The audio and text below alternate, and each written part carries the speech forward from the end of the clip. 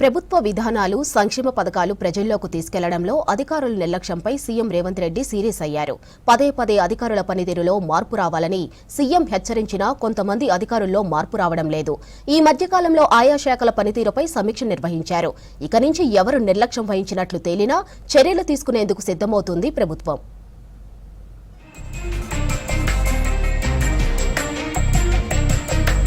ప్రభుత్వ విధానాలు ప్రజల్లోకి తీసుకెళ్లాలన్నా, సంక్షేమ పథకాలు గ్రౌండ్ లెవెల్లోకి దూసుకెళ్లాలన్నా ఆయా అధికారులదే కీలకం. అంతేకాదు అధికారుల పనితీరుతోనే ప్రభుత్వానికి మంచి పేరు వస్తుంది. అలాంటి అధికారులే కొంతమంది ప్రభుత్వ విధానాలు అమలు చేయడం, అభివృద్ధి కార్యక్రమాలు ప్రజలకు అర్థమయ్యేలా చెప్పడంలో నిర్లక్ష్యం వహిస్తున్నారు. అంతేకాదు ప్రజలకు అవసరమైన సౌకర్యాలు కల్పించడంలో అధికారులు ఎఫర్టు పెట్టడం లేదనే అసంతృప్తిలో ఉన్నారు సీఎం రేవంత్ రెడ్డి.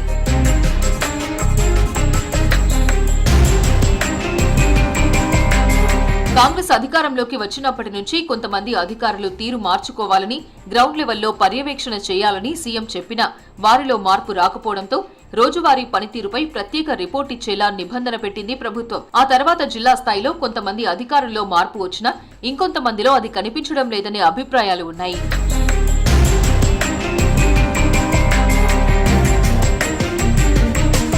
2 రోజుల క్రితం జరిగిన సమీక్షలో సీఎం రేవంత్ రెడ్డి హైదరాబాద్ పరిధిలోని 3 కమిషనరేట్ అధికారుల తీరుపై అసంతృప్తి వ్యక్తపరిచారు.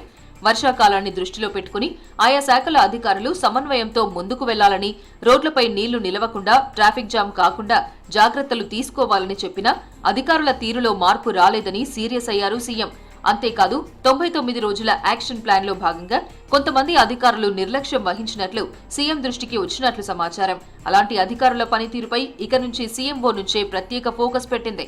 ఎవరు నిర్లక్ష్యం వహించినట్లు తెలిస్తే అలాంటి అధికారుల లిస్టు తయారు చేసి చర్యలు తీసుకునేందుకు సిద్ధమవుతోంది.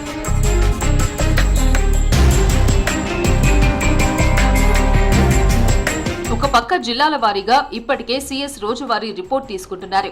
ఇక నుంచి రాష్ట్ర వ్యాప్తంగా ఆయా శాఖల వారీగా అధికారుల పనితీరుపై సీఎంఓ అధికారులు ప్రత్యేక నివేదిక తయారు చేయనున్నారు.